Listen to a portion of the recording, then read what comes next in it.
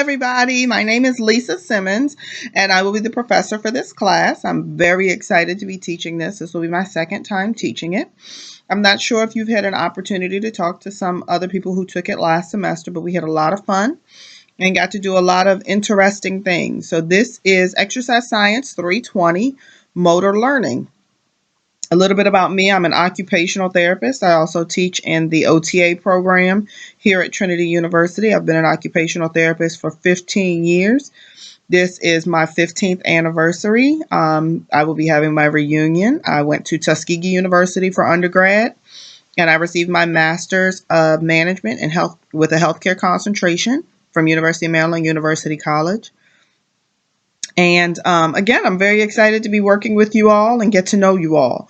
We do have some assignments that are due today, although we are snowed in. As you can see, I'm home as well, snowed in with my 2 children. And you do have some assignments due today, so please get those introductions done. I'm very interested to see what you all do, what your track is. Are you exercise science? Are you nursing? Is this required for your major? Things like that. Are you a graduating senior? Because I need to know that for grading purposes. So please get those introductions in and complete it today.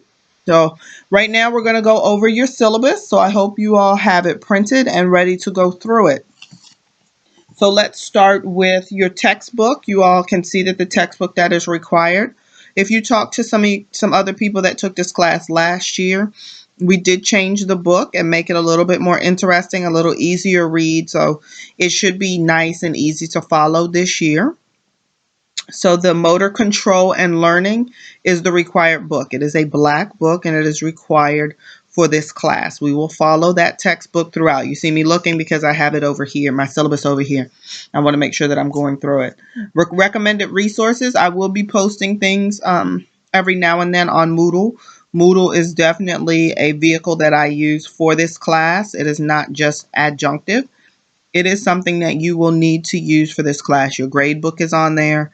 The syllabus is on there. This video is on there. You need to look at it. You will have assignments that you will need to post to Moodle, as well as some other ones that you'll need to bring to class.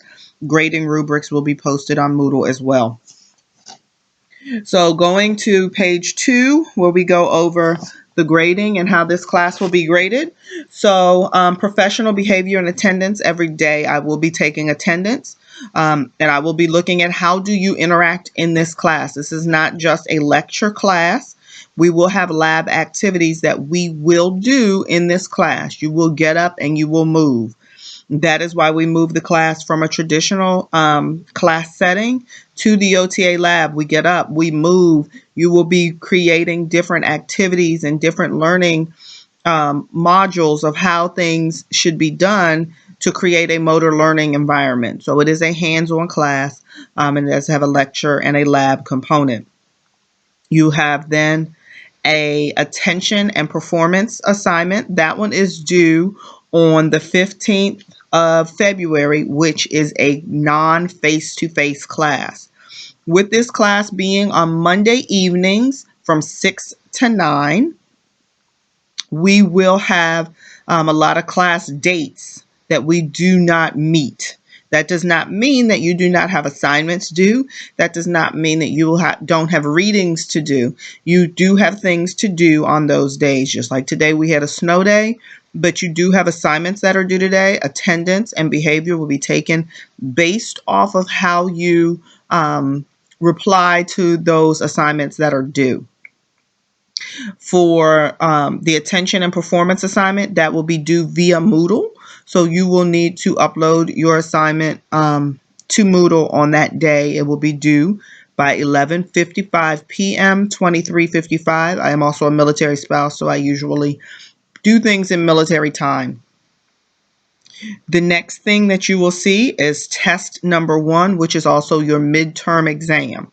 This is a traditional test. Tests 1 and 2 are traditional tests. They will be done via multiple choice, true, false, fill in the blank, matching, and etc. I'm not a big fan of true and false, but I do use it. So you can expect to see a mix of just about everything a traditional exam will have on it on your test 1 and test 2. Project number 1 as you can see, is worth 30 points. It's a little bit less than a test, also a little bit less than a project, but more than your first assignment, which is that attendance and performance assignment. The rubric for that will be given by March 21st, and it is due on April 4th. Okay, that will focus on speed and accuracy, and we will go over all of those things before it is due, but it is 30 points of your grade. Project number 2, that is your culminating project. You will not have a formal final exam for this class. You will not have a sit down, fill in the blank, multiple choice, matching type final exam for this class. Again, I do stress a lot on lab activities. I do stress a lot on hands-on types of things and being interactive. So this is your opportunity to take everything that you have learned in this class and create activities that will focus on things like speed and accuracy, skill acquisition, practice. How can you help your clients, your patients, to maximize their motor learning to be independent in this world, to function in the ways that they want to, whether it's an athlete, whether it's a patient, those are types of, whether it's a child. Those are the types of things that we are going to focus on in this class. It is very important that you all do those introductions, because I take the information that you give me in those introductions so that I can create a class environment so that you all can get what you want out of it.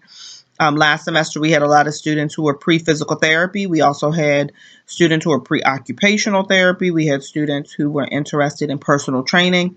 So I tried to take that and try to make it so that the class focuses on those things that you all want to learn in this class, and those things that will take you further in your career. Although I am an occupational therapist, I work very closely with physical therapists. I work very closely with speech therapists. I work closely with teachers. I work closely with personal trainers. So those types of things I want to bring to the classroom. I can ask people questions of, what did you learn in school about motor learning, so that I can help facilitate easier your next career steps. Okay, so now I'm moving from page 2 to page 3. So if you'll look on page 3, it goes over exactly how this semester is going to flow. Today's class was basically to go over the syllabus, to do some student introductions. I wanted to get to know you all better. I want you all to get to know each other, although I'm sure that you all have met in other classes. And I wanted to do a little bit of the course overview, talk about what this class is going to go over. Next week, February 1st, we will go directly into the textbook. You are required to do pre-reading. So where it says required readings, that must be read before you come to class. This textbook that we specifically changed to it because it's got a lot of web-based resources. It's got a CD that comes with it to help facilitate your learning. We want you to not only pass the class, but we want you to learn the information so that you can go and use it later on. So please do your pre-readings. If you don't do your pre-readings, it's very difficult to be able to interact in class. All I'm doing is reading the book to you if you don't do it prior to coming to class. So I really want you to have that hands-on experience. I really want you to learn. Of course, the first couple of weeks will be a lot of lecture, just because that is the nature of what we go over in those first 2 chapters. But I do want to have some interaction with you all. I do want you to get some hands-on experience. As an occupational therapist, my main base has always been adults. I've never worked with children. I've worked in behavioral health, and I've worked in hospitals. I've worked acute rehab centers, and I've worked in skilled nursing homes. So I will bring a lot of the techniques that I use when I do motor learning, a lot of my facilitation techniques. How do I handle patients? How do I move patients to maximize their learning of skills, which we'll go over as well the first day. How do I maximize their learning of those skills so that they can do what they want to be able to do, what they need to be able to do to function in this world, whether it's somebody who needs to go to the bathroom or whether it's an athlete who wants to get back on the field. All of those types of things require motor learning, and those are the things that we're going to go over in this class. Okay? So please look through this so that you can get a better idea of how the class is going to flow throughout this year, throughout this semester. Again, if you are a graduating senior, I really need to know that because some things might change. If you're an athlete, I need to know that as well, whether you're going to be missing certain classes because it is an evening class, whether you're going to miss a class for a game. I need to know that going into this winter and into the spring semester. We will not have a face-to-face class on February 15th. Spring break is at the very end of February, February 29th. We have a midterm exam on the 14th of March. And you'll also notice test number 2 is on April 18th, but we go into chapter 10. We will take the test at the very beginning of the class. We will review that test, and then we will have time to go over organization and practice. This is a very jam-packed semester with a lot of information to get to you, so we are going to maximize every minute of time that we have. Our class is from 6 to 9, and I expect that we will be in there from till 9 o'clock at night. Okay? So please don't think that we will be leaving early on a regular basis. I don't anticipate that occurring. If you go to page 4 and 5, it will go over the professional behavior and attendance. There are 3 major things that I'm looking at when I'm looking at how are you behaving in class? How are you acting in class? Are you interactive? Are you sitting there? Are you on time? Did you come to class? So attendance is 1 point. Pride in what you do is 1 point, and professionalism is another point. We have 3 points that are offered, and we have 11 face-to-face classes. This tonight counts as one of those face-to-face classes. If you do not attend, if you do not do your introduction tonight, you will receive a 0 for tonight.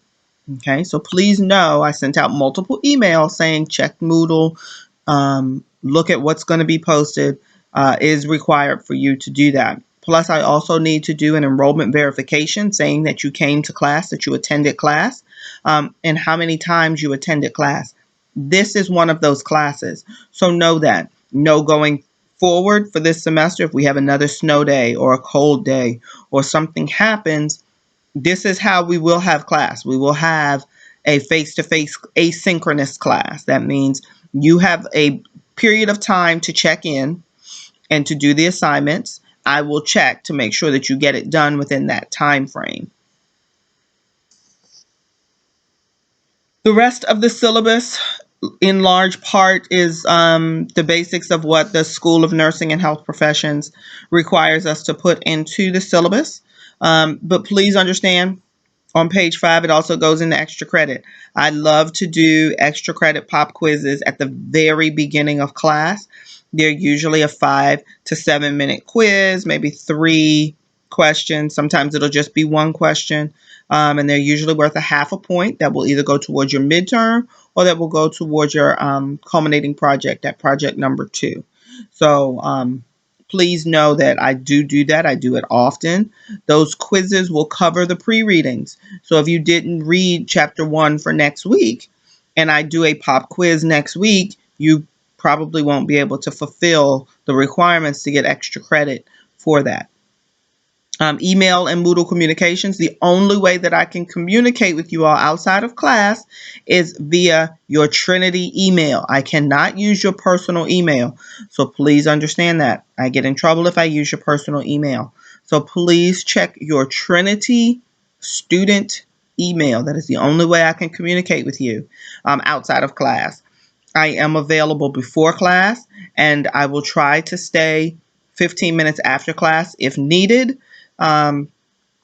For office hours, but I prefer to do them before class just because I'm already there. I teach a class before this class from 1 to 5:30, so I will be there and available. Please email me if you have any questions. You'll notice I put a syllabus question forum on Moodle. If you have a question, a general question about the syllabus, please post it there so that your classmates can benefit from the answers to those questions as well. It's very important that we have a forum so that you can ask these questions. If you have the question, then I can just about promise you that another one of your classmates will have the same question. Again, I'm very much so looking forward to meeting you all and seeing you all face to face. I hope we don't get snowed in again next week. It's been a very, very long weekend. We've been home with my children for 4 days now, and then they don't have school tomorrow. So you all stay safe. You all stay warm. And I look forward to meeting you on February 1st. Bye.